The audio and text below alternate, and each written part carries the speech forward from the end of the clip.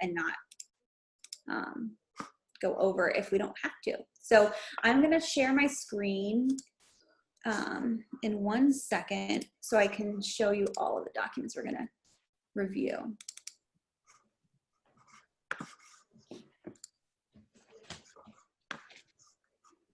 One second.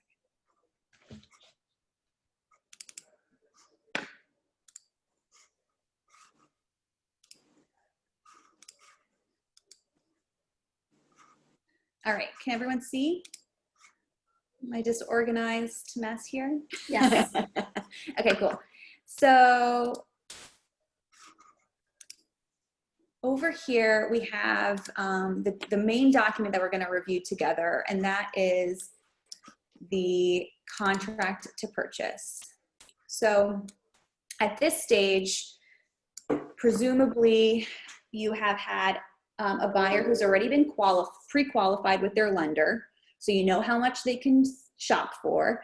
You've gone out shopping, your client falls in love with this property, and they're like serious about submitting an offer.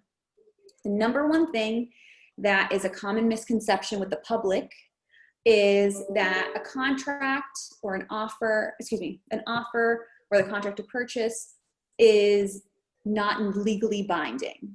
That's false. So they've thankfully have started updating these and adding, this is a binding contract. So a lot of buyers, not a lot, I'm generalizing here, but certain people have the impression that, you know what, let's see it submit something, and if it happens, it happens, and they're not necessarily 100% serious. But in reality, either on a buying side or a selling side, if you submit an offer and the offer is accepted, that's a legally binding contract that technically the person, if one person decides to back out or whatever, you have the ability to sue on that because it has all of the requirements to have a legally binding contract with that other person. Most of the time, in terms of any kind of lawsuits, it's never really against more often than not, we never see buyers getting sued to be forced to buy a property, because most of the time buyers have a lot of contingencies involved with like their mortgage and things like that. But I've had plenty of clients who were buyers who sued sellers because after an offer was accepted, the sellers decided to go and accept a higher offer somewhere else. That buyer has the right to sue on this and have a judge force a sale of the property to them. So just again, before we get really started with this, just understanding the importance of this and knowing that it's not just, you know, your intention or like you want to see how things are, just to convey to your clients that this is legally binding. Does that make sense? Mm-hmm. Yes. Okay. So on this section, I'm going to actually talk to this one just because it's easier to see something tangible and sort of typed into these. As a buyer's agent, you're going to be filling all of these terms in that are in red. So just to kind of preliminarily go through them, I'm also going to kind of say things that I like to see as an attorney. Ooh, Sarah, I like the background. What I like to see agents do, because I think it gives us all the most information, identifying your client, making sure that the way their names are written is actually how they're known. So, you know, even in this example, Joe Schmo, maybe Joe is really a Joseph. And so his driver's license says Joseph. It's just easier to be right from the beginning versus having to make changes later on the contract or having to have an amendment done. So if you know your client by a Joe or a John or whatever, maybe just double checking to make sure what their actual legal name is. So that way, when you're putting it in, it's accurate. Does that make sense? Mm-hmm.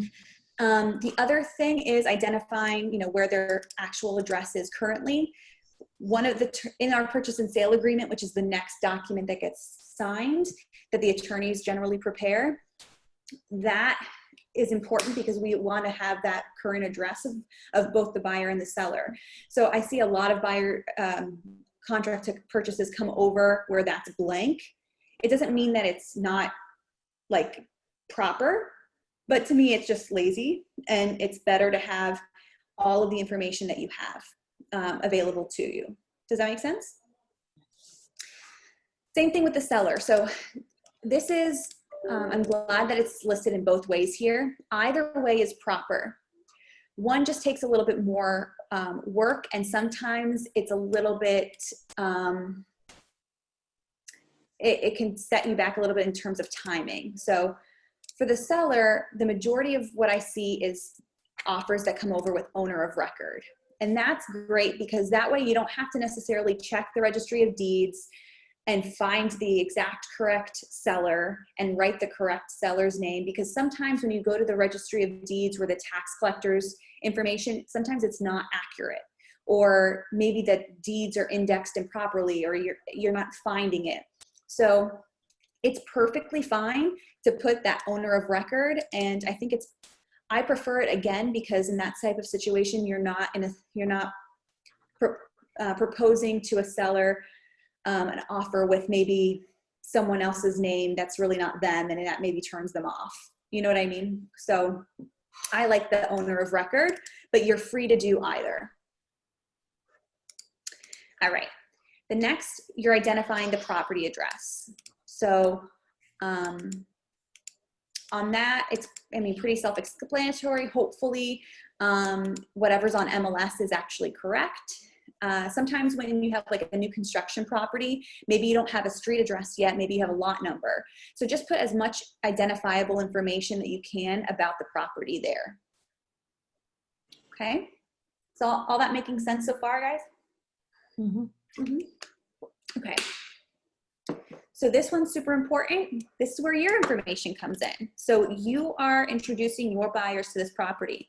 So putting yourself and your name and Keller Williams Realty, I like too. You can just put Keller Williams, or not, I wouldn't put just your name. I would put either your name and Keller Williams or just Keller Williams. But you want to make sure that you're identified there because you are the reason that this offer is being generated. Okay, so then moving on to the purchase price. So this is something that I see that happens a lot, where sometimes the buyer and the agent and the loan officer aren't all in communication in terms of what they're offering in terms of the price and the breakdown of a deposit. I've seen a lot recently when we have clients who are selling and buying that they may not have what's kind of typical, the 3 or 5% to put down at the purchase and sale agreement. They don't necessarily have all that because it's tied up in the equity of their house they're selling. So with these types of numbers, just make sure it's super clear to your client that the purchase price is, of course, what you guys have discussed. The 1,000 is what's typical with the offer, and then the balance is usually 3 to 5% of the purchase price. But if they only have 2% or 1% because the equity's in the house, that's no big, I mean, they may not, you know, the seller may not accept it because maybe there's too little money on the line, but you don't want to put your client in a position where they're scrambling, trying to like liquidate some accounts or getting an equity line on their home to be able to put down money for this.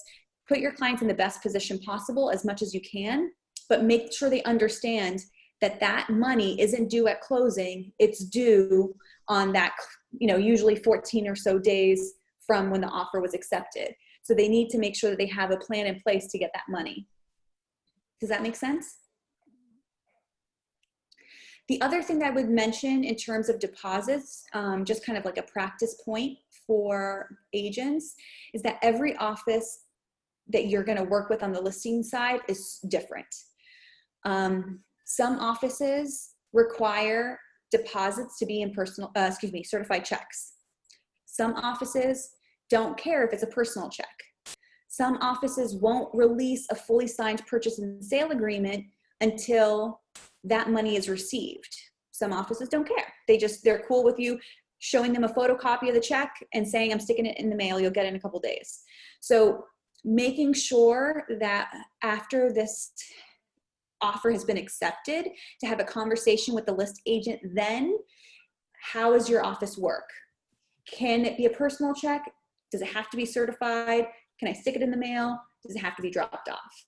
Having that information is just going to make it so much easier for your client later. So I can jump in for our office. So if it's our office's listing, we will take the good faith, the first, typically $1,000, doesn't have to be, but the first check as a personal check.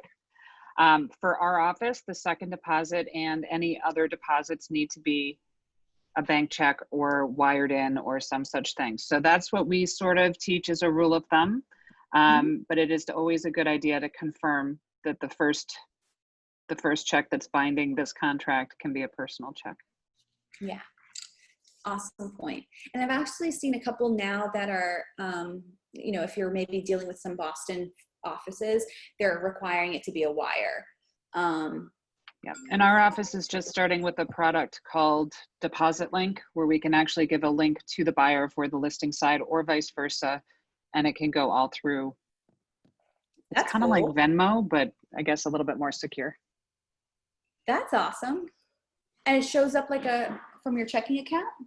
Yep. So, and our office never would get their checking account information or anything else. It's secure, but that way buyers can almost wire it right in without it being an official wire. They could just do it. That's so cool. So do you ask that before you put in an offer? So it really depends. I would just make sure that your client has the money available before you submit the offer, and that the money's available by the $1,000 then, and then the balance of whatever ends up being by the purchase and sale agreement. But then once it's accepted, asking the listing agent to see what their protocol is. So that way the client's prepared, because you don't want to tell them the day your P&S is being signed, oh, you have to hop over to the bank and get a certified check. It's nice to have that kind of couple days of notice so they know, okay, once the P&S is ready to go, I'll have to go and get a check. But again, some offices are still kind of acting in sort of the old school where a personal check is still accepted. So it's just good to have that, what's it called? It's still good to have that backup just in case. Okay. So the next piece, is there any more questions about the delivering the check, how to figure out that number, anything like that? I also have clients or agents that work with me that they never use a percentage of the purchase price. It's like 1,000 and 5,000 or 1,000 and 10,000. I mean, again, this is a conversation with your client. It has to be a number that they feel comfortable with, but then you advising them that depending on, how many offers a seller gets, sometimes the amount that's put down influences a decision one way or the other too. Okay.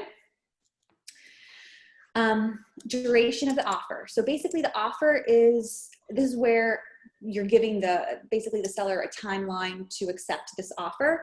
1 to 3 days is really true that's what's typical. I've had some people, put 24 hours or 5 hours or so, it really just depends. It also depends on what the listing agent says in terms of when they're accepting offers and making decisions on offers too. So, but I think 1 to 3 days is perfectly typical. The next date is the purchase and sale agreement. So this is when, hopefully by that day, your attorney has finalized a purchase and sale agreement with the selling side. Typically, this says 14 days. I would love 14 days. I think more and more, that's what's always been typical. And that's what a lot of people used to see. Now, right. This is old. So I did this probably this is 2017 form. So yeah, it's an old.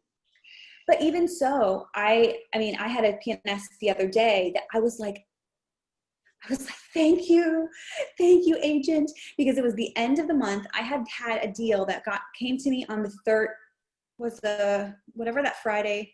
I have to look it up or else I'm gonna, so let's say it was the 30, I think it was last month. The 28th was a Thursday, the 29th was a Friday, something like that. And it was due, that's the end of the month. That's like the busiest. And I got an offer that was just accepted on the 28th with the P&S to be signed by the 29th.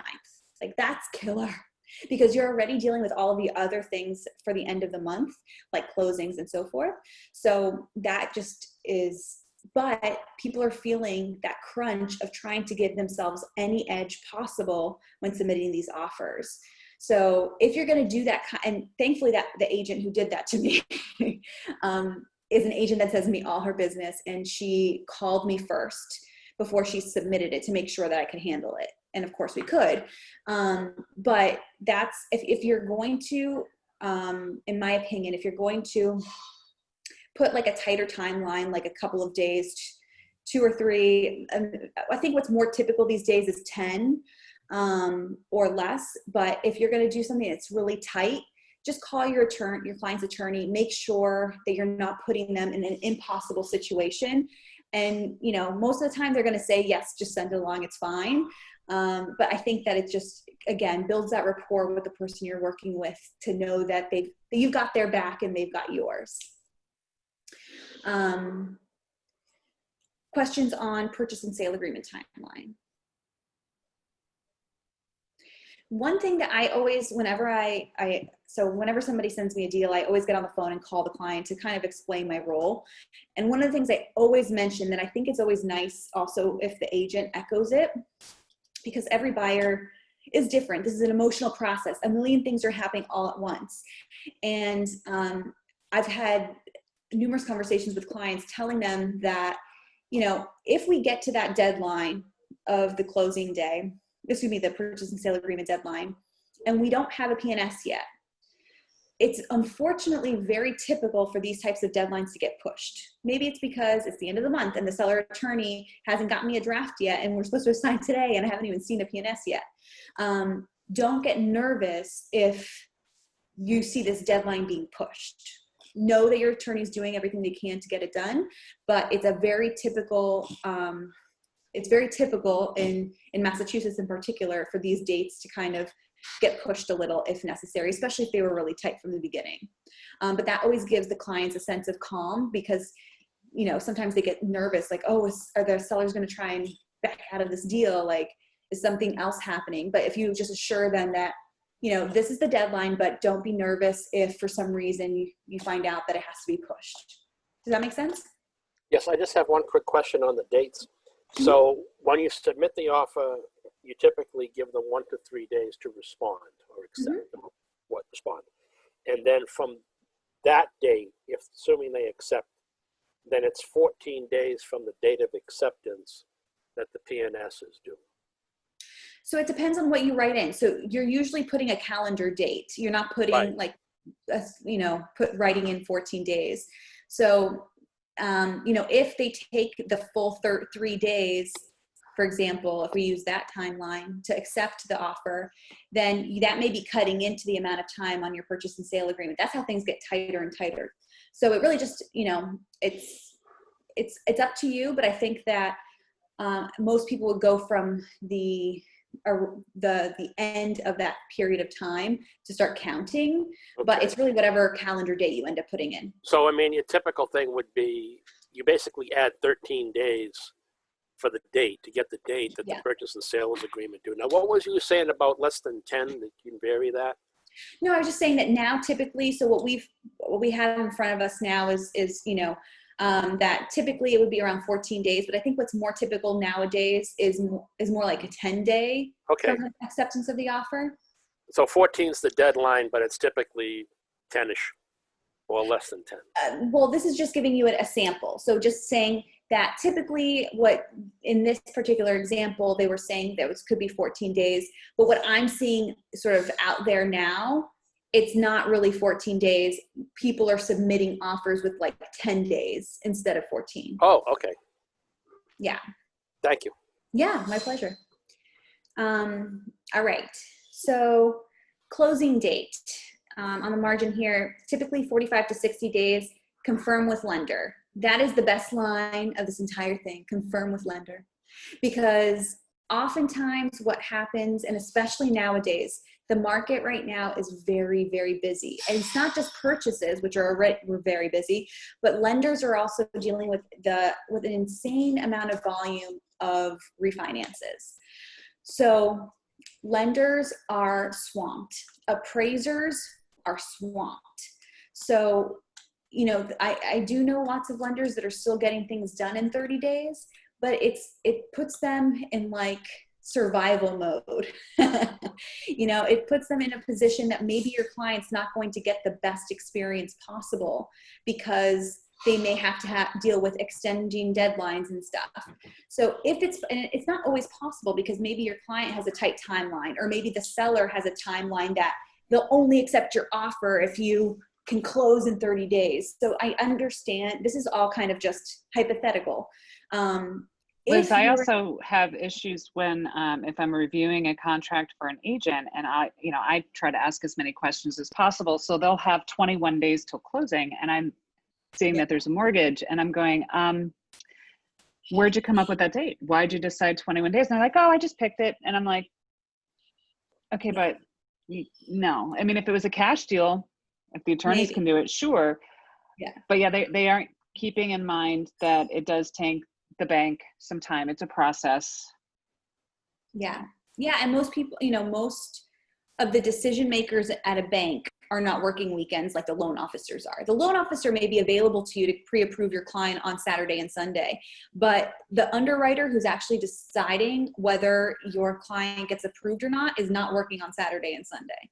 So, you know, so if you think about it in that way, in reality, how many days do you really have in a month? You know, so if you only have 25 days in a month or 20, whatever amount of days in a month to get a deal closed, and it has to go through so many different steps, you're putting sort of yourself and your client in a situation that's going to be much more stressful because the likelihood is that lender's going to need to extend that deadline. I love doing these classes because I get to put in my little 2 cents of certain things.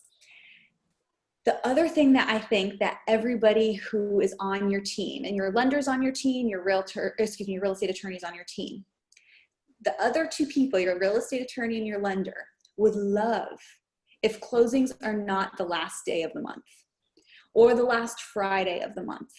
That would be amazing.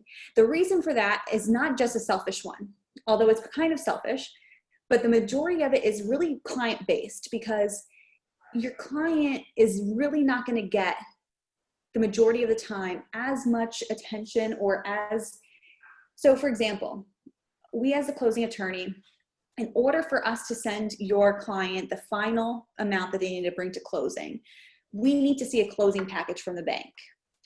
If I have a closing that's the last day of the month, sometimes I don't get a closing package until the day of closing. That's really stressful for your client. To not really know how much they're bringing to closing until the day they're closing really stinks. Whereas if you're closing the week before the end of the month, for example, or a random week at the beginning of the month, the likelihood is that we'll have a package probably the day before in the morning. The afternoon of the day before, they'll be able to get their final figures, and everything is much more relaxed and your client doesn't have to be stressed out. Does that make sense? Because I always think of it from the perspective of giving the client an experience that that was just seamless. But if the day before closing, they're calling me and I have to say, I'm sorry, I still don't have a package, then they start questioning, like everything else was beautiful until that moment. And now they're like, oh, this is kind of weird. Like, why don't I have my numbers yet? And then they feel kind of shafted. So I feel like in order to really have that overall experience that's positive for the client, putting the whole transaction in a situation where you're not closing at those incredibly busy times of the month just puts you in a better position. Also, I recommend never closing on Friday if it's possible to not.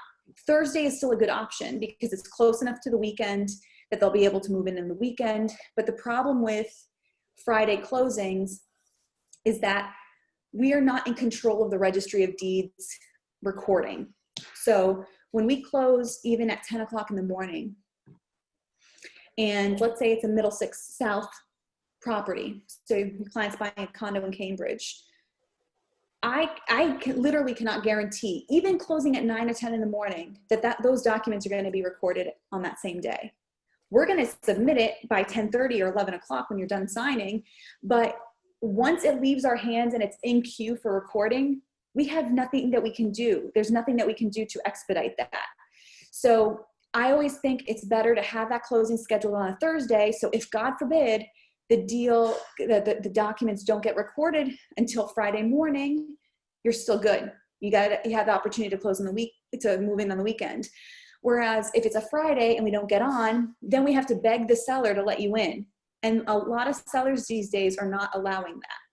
They want to make sure that the deed is recorded until they give you keys to access the property. Okay?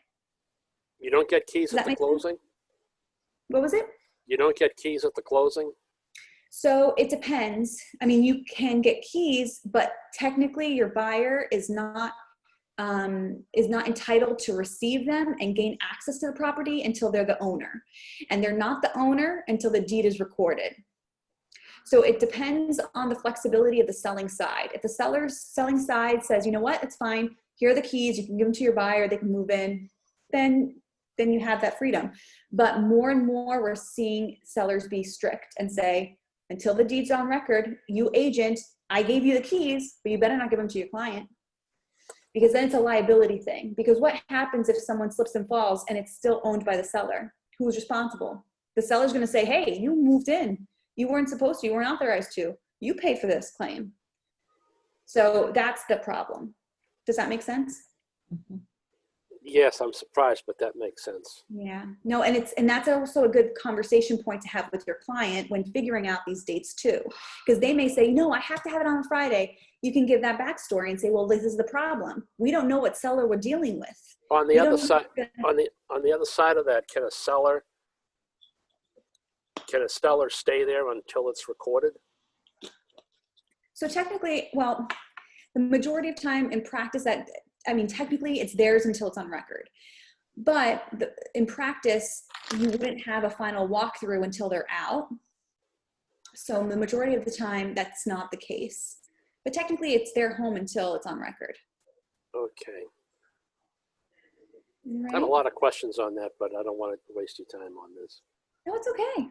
Questions are Let's good. just stick with the contract for now. We can. No, I answer the understand. other That's why I questions said I'm after. not going to ask any Yeah. more questions. Because you know me, Sarah.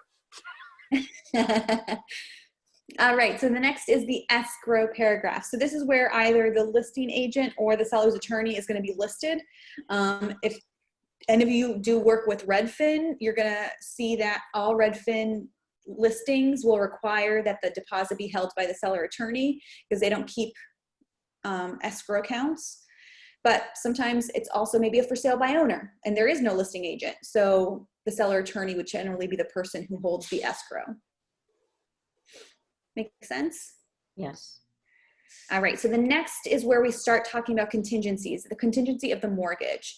So this is something, again, that you need to make sure you have a conversation with your loan officer and the client about, not only for the amount of the mortgage, but also the timeline. Because what this contingency paragraph basically says is that it gives the lender X amount of days to basically approve the loan.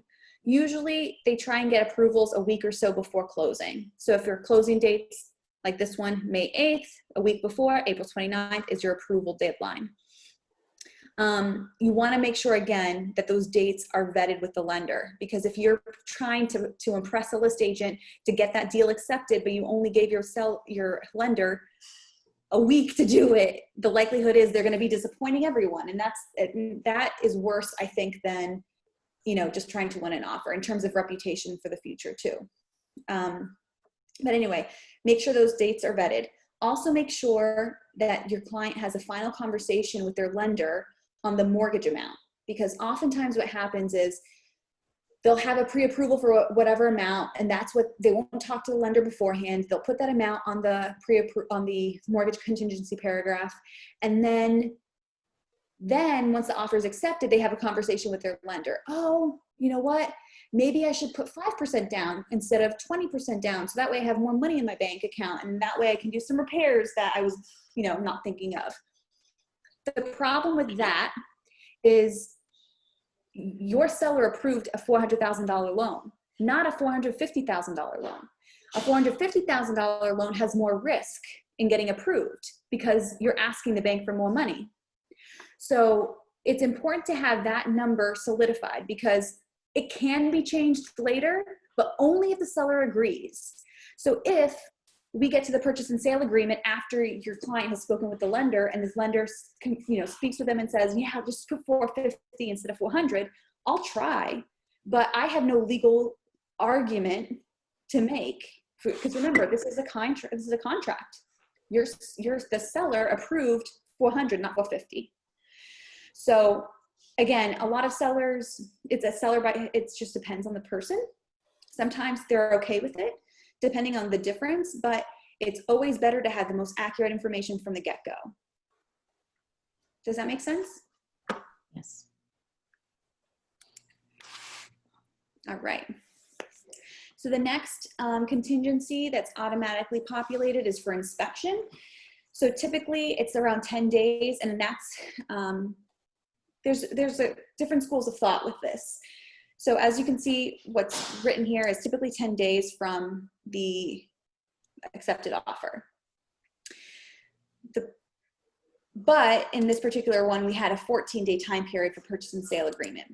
I personally, and this may just be a personal preference, I like when the dates, and Sarah may have an opinion as to why it's bad to do it this way, but I've always thought that I like when the inspection deadline and the purchase and sale agreement deadline match, because your attorney is in a position where they are negotiating the contract. And sometimes they're not necessarily, they can only track so many things. So really it's incumbent on you, the agent, to be tracking the inspection deadline and asking for an extension if you need more time.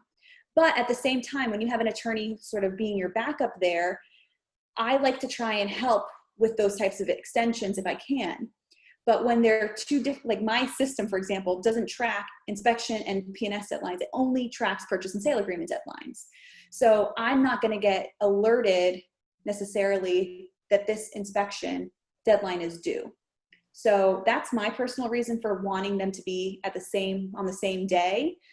Sarah, So what the are your main thoughts reason on that? why, because another common timetable would be 10 days to have the inspection, get the report back, and submit anything you want repairs or credits for. While the purchase and sale commonly before COVID was about 14 days, right? And the main reason for the differentiation there is that you then have the typical 4 days between the two to get agreement on the home inspection items before you go to purchase and sale. And if anything needs to be written into that purchase and sale agreement, you've got the time to add that in, to talk to the attorneys and say, this is what's happening, this is what they've agreed upon. Mm-hmm. Yeah. So I totally get that, and I think that that's awesome.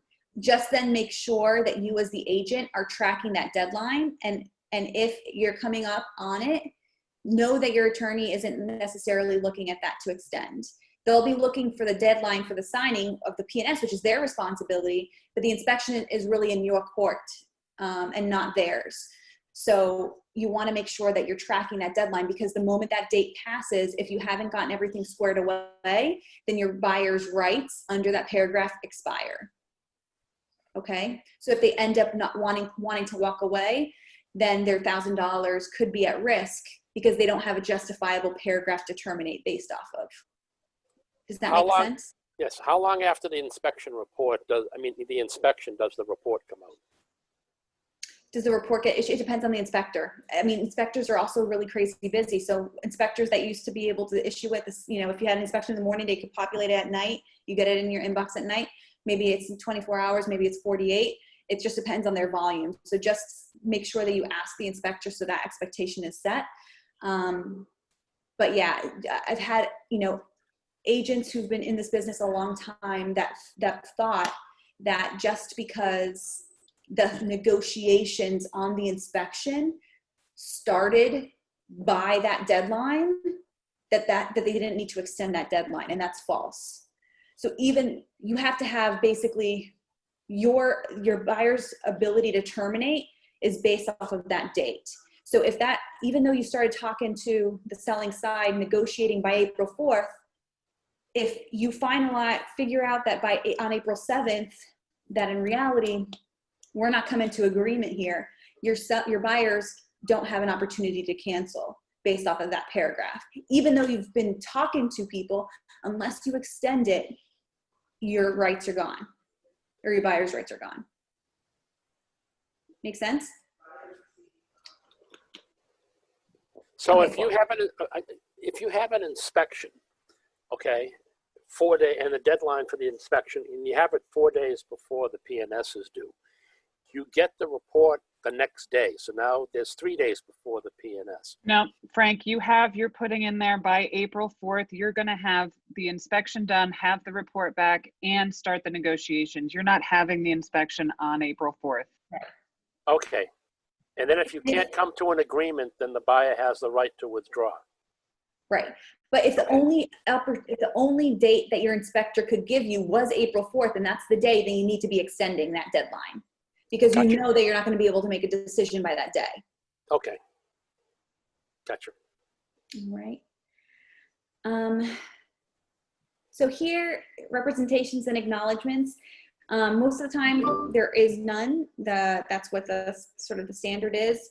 The buyer's really acknowledging that they've gotten all those documents that have been attached to MLS, if anything, any kinds of disclosures. The one thing that I will mention, and this is again something that I like opportunities to talk to new agents or agents that are looking at this again, because there's certain misconceptions about what the attorney's role is, and I think it's important to kind of squash that. One of the things that we are hired to do, either by the buyer or the bank, is to research title. So sometimes it's a misconception that we are also calling the building department and looking to see if there's permits that are outstanding. That's not in the scope of title research, okay? One of the main reasons is because there's no uniform system to be able to research these things. If in Topsfield they are, scanned in or not available at all online, and you have to physically go to the building department to look up the building jacket to see if there's any permits. But Boston, you can look them up online. There's just a discrepancy. It's impossible for that to be part of the scope of what the attorney's research is. That is a buyer due diligence item. So if your client is interested in knowing if there's permits that were pulled, if there was a recent construction done in the property, and if that was done properly with pulled permits and permits are signed off, it's on your buyer. I don't know what the protocol is, Sarah, if it's something that, because I have heard some agents, that's kind of like what they do a little bit extra, but it's not something that's an agent responsibility either, but some people think that it is. So I don't know what the KW. I can tell you, like for my personal business, I always go down to town hall. I check that they've paid the taxes. I check that, I like the field card I get from town hall better than the one online. I always check the building inspection folder, but I do that both for listings and for places that my buyers are buying, because for me, I feel like that I'm doing what I know that maybe my buyer can't do. And, then I find things that I want to write into the contract, such as the house that I found that the seller hadn't paid their taxes in 9 months, right? So I wanted to add that into our next favorite paragraph 9, that the seller would pay all back taxes before the closing date. Is it a requirement? No, but that's just something that I do because I want to make sure. And then if something comes up and they say, oh, but you know what, when you showed me that picture you snapped with your phone of the property line, it looks like the neighbor's driveway is on the property line. I'm like, great. So what you need to do now is you need to go down to town hall, and let's look back at paragraph 7, because it's your due diligence to do that. I'm just providing you what I found. But for everyone, that's not what everyone does. That's just what I do. So if not the agent, then would the buyer's agent typically do that? I mean, the buyer's attorney? No, that's what I'm saying, that the buyer's attorney, our role is not included. We do not do that. So it's important for you, when going through this contract with your client, when you get to a paragraph related to representations and acknowledgements, that you explain to them that if they're either, maybe like Sarah mentioned, in her business, what she likes to do is go that extra mile and do that work for the buyers or her sellers. You may not want to do that. Yeah. So if you don't, it's still incumbent on you to explain that to your client, that that's something that they may need to do if they're interested in that. I know, as you know, this is something that comes up often. And so one of the things that my firm does, or not my firm, but my team in my office, what we do is when we send a P&S out, we put that like as a little disclaimer so clients are aware. Like we try and negotiate a paragraph into the contract that says that the seller's representing that permits have been pulled, but not every seller agrees to that paragraph. And so I put a disclaimer that basically says, just as a reminder, and I tell this also in my phone call with clients, that's not part of our research.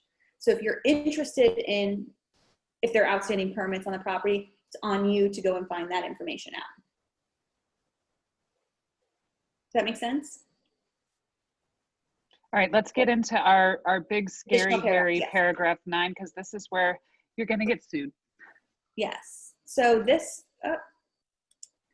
where's my pages? Okay. So paragraph 9 really deals with any other extra, anything else that you want to include into the contract. Just to basically read through what's on here, like what do you expect to be included in the sale of the home? So if your client spotted that sweet pool table and they're like, that's mine, I need that in my house that I'm buying, you're adding it here. If your client, like I mentioned earlier, is selling a property and they need to sell in order to buy, you're putting that here. If you're negotiating a closing cost credit where part of the transaction, you're asking the seller to pay closing costs, you're putting that here. I have a list of favorites that I was doing at 10 o'clock at night, so I may have to add more while I'm thinking about it. But these are kind of my go-tos of what I see most commonly. And I've written it in a way that you can literally copy and paste into your offers, and I'll share this with Sarah, okay? These are not something that always need to be included. These are things that I see often and are asked of often, and so all my agents really have my cell phone number. So I get, texts on the weekend, I'm submitting an offer, I want to make sure that the language is right, and I'll text them the language. So this is kind of a little go-to cheat sheet for things that you may want to incorporate into your paragraph 9s. So the first, if you are helping a buyer buy a condo, contingent on satisfactory review of condominium docs, budget, and meeting minutes. Super important. If you don't include that, I have had sellers try and basically push back on certain things that we wanted negotiated once I read through the condo docs because an agent didn't include that as a contingency. It's not a presumption that just because your buyer is buying a condo that the agreement is contingent on the attorney reviewing it. You have to specifically say that, okay? The other is, I've seen this, this is like such an important point, and I feel like every agent needs to get like a blast about this because maybe Sarah may be mentioning it to the office because I'm seeing this more and more, especially now where the market is so hot. I haven't seen properties not appraised in a long time. And recently I've had a couple of transactions where the property didn't appraise. It could have been because the property went $75,000 over asking and that's why, but we're seeing it more and more where the property is not appraising. The problem is that technically, if you don't have an appraisal contingency in your offer, not all the time, so that paragraph, if you remember, says that if the buyer's obligation is conditioned upon a written commitment for financing in an amount of $400,000. The problem is that a lot of our buyers out there, they can still qualify for that much money, even if the property doesn't appraise because they got cash to back it up. But your buyer may feel that they don't want to overpay for a property that the bank didn't fully appraise. So unless you have an appraisal contingency, more and more banks are taking the position of not just saying, well, it didn't appraise for the purchase price, so we're denying you. They're going to look at your file and say, well, I'm not going to deny you because you've got 100 grand sitting in that account. you can pay for the difference. So if your client is, I mean, I really like, especially for the most part, this is also more in a territory where you're having a client maybe put more money down. Oftentimes, someone who's putting like 5% down or 3.5% down, the likelihood is if it doesn't appraise, they don't have the extra money to put down, right? So the probability there is that they'll be able to back out if it wasn't appraised. But more and more, we're seeing that lenders are not issuing denial letters unless they really have no more money. So Liz, I have a question for you. So like, I know me personally, anytime there's a mortgage, I always put that in unless the buyer says to me, you know what, we don't want to put in the appraisal. But a lot of times it's written on the pre-approval, right? The pre-approval letter, which I'm always like, feel like I'm fighting agents that they actually have to read the pre-approval letter to see what is required. But even if it's on the pre-approval, I still put it in paragraph 9 because I feel like, you know, I want to make sure I'm protecting the buyer as much as possible. But from a legal perspective, what is your feeling on that? So at the end of the day, if the lender, because in their pre-approval, then they're saying that if it doesn't appraise, then we're going to terminate, or then we would deny you. So they're putting it out there. But the problem is, and I had this recently, where my client changed lenders. The original lender would have denied them because that was part of their pre-approval. The new lender said, no, we can't. So if they end up going with a lender that, you know, isn't that original one, then they're risking it.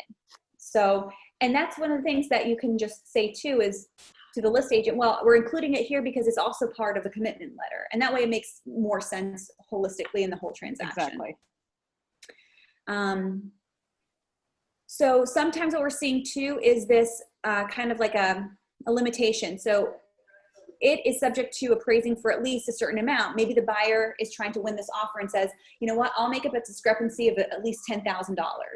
So if our purchase price is $500, even if it appraises at $490, I'll still buy it. And that's one of the edges that we're getting. Some buyers are trying to get when offers are accepted. But again, all this language, I'm going to send this form to Sarah so she can share it with you guys. And also, if they're going to do that, please confirm with the lender Yes. that they actually can, because their money, Exactly. they might be looking at the ratios, the debt to income ratios, and the lender's going to be like, why do they think they can do that? Mm-hmm. Another thing, contingent on selling current home. This is the language I prefer to see versus just, you know, I mean, it just becomes more specific. So I like this language. If your buyer,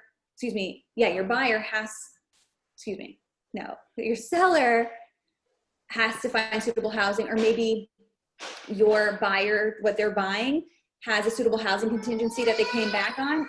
Sorry. My son just woke up. Sorry about that. I don't know if you can hear him.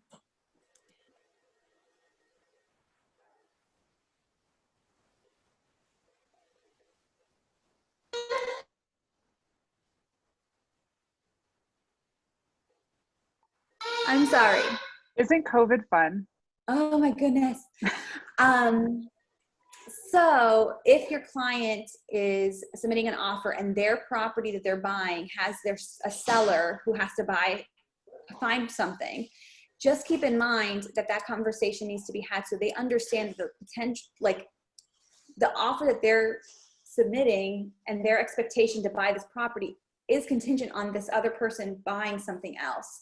So if they don't buy something else, they can cancel the agreement at any time. So it's important for them to have backup plans in place and things like that. What we're seeing a lot too, in a situation where maybe a seller is, well, we'll talk about that next week. I'll talk about number 5 next week. Contingent on closing costs. Make sure that when you're asking for a closing cost credit, that there's actually enough closing costs to justify the credit. So for example, if your closing costs are going to be $6,000, don't ask for a $10,000 closing cost credit because your buyer will lose $4,000 of that benefit. Because if there's not a specific closing cost to attribute it to, that money, that's the difference, will be lost. Your buyer can't just get extra money over and above what the closing costs are. But you also have to put a specific number in there. I've seen where Yes. agents try to write seller to contribute or seller to credit all closing costs. It's like, Yeah. no, that's not a number. Exactly. It needs to be specific. So that's, again, a conversation with your lender. When you're asking them about how long they need to approve the loan, ask them too, how much are estimated closing costs, and be conservative with the numbers. So if they're like, it's going to be around 13, maybe don't put 13, maybe put 12 and ask for $1,000 in a price reduction, because you don't want to be in a situation where you're overestimated and then you lose out that money. Mutual agreeable P&S. I always like that language too. It just kind of gives us all an ability to back out a little bit if for some reason another reason doesn't work out. Basically agreeing that the P&S will be mutually agreed upon. Contingent on informational purposes. I just wanted to put that in there because I see this paragraph addition a lot where they're submitting an offer without a normal contingency, but they're saying, we're going to do an inspection, but it's for informational purposes only. What that means isn't that how a lawyer looks at it, I should say. How I look at that language isn't that you still have the ability to terminate if you don't like what the inspection report says. Some people see this paragraph or addition as meaning, I can't renegotiate and ask for some money off based off inspection pieces. I don't see it that way. I see it as an inspection for informational purposes only.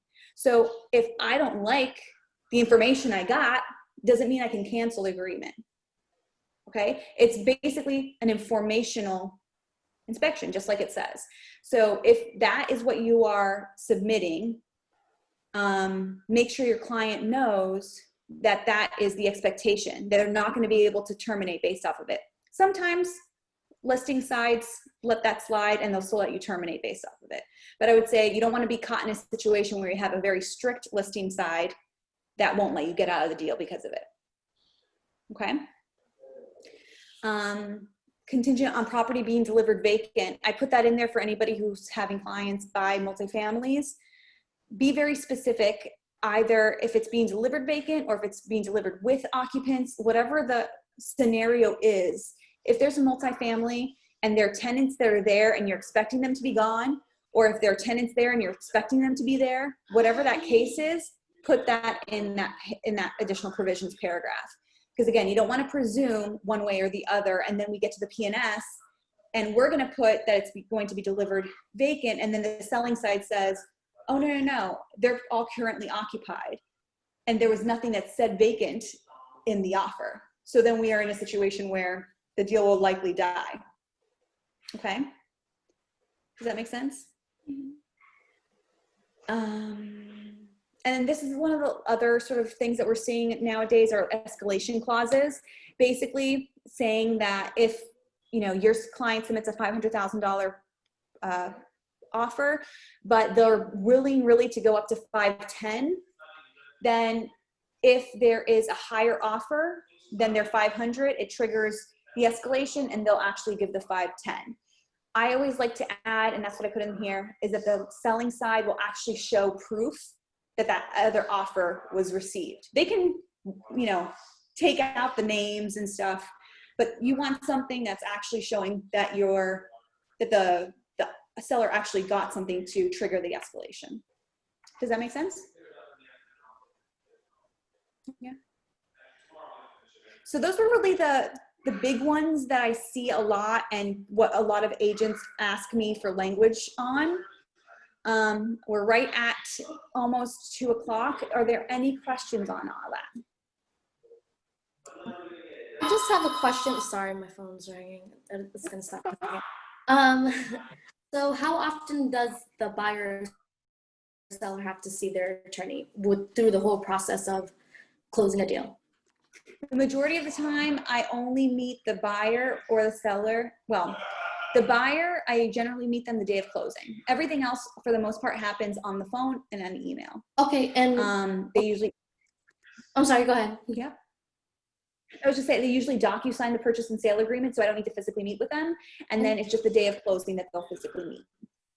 And what would be your rates for that? So when we represent a buyer, and it's like a cash deal, or if we're not doing their closing. So some clients, they are going to like a small cooperative bank, or they're like old school and they want separate attorneys from one to the other. If we are being hired to just represent them, our flat fee is $13.50. And I think that's probably pretty average. I would say the range of attorney's fees is probably around from $750 to $1,500. We're kind of right there in the middle. But when we're doing a closing for the bank as well, so if we're doing that sort of dual role, we always discount off the top $400. So basically your client would be paying us $950 to represent them. Okay, if the bank doesn't have their own. If we can do the closing for the bank too. Okay, So if we're gonna do both roles, then it's $950. okay, all right. Okay. Awesome. Any other questions? No? Well, I'm going to send Sarah that Word document with the breakdown. If you have any questions, Sarah, feel free to share my cell phone number too. Sure. So if there's ever questions, like I said, most of my agents all have my cell phone number because things happen when the office is closed, and I'd rather you call me directly instead of having to wait on hold. You can always call or text me if your client has like a question, or a listing agent's telling you something that you don't understand. I really encourage those questions.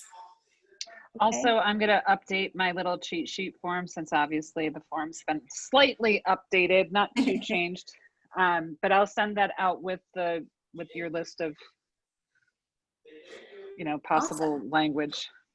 But thank you so much, Liz. I appreciate it. Thank you, Liz. No problem. I can't wait to see you next week. Yes. See you guys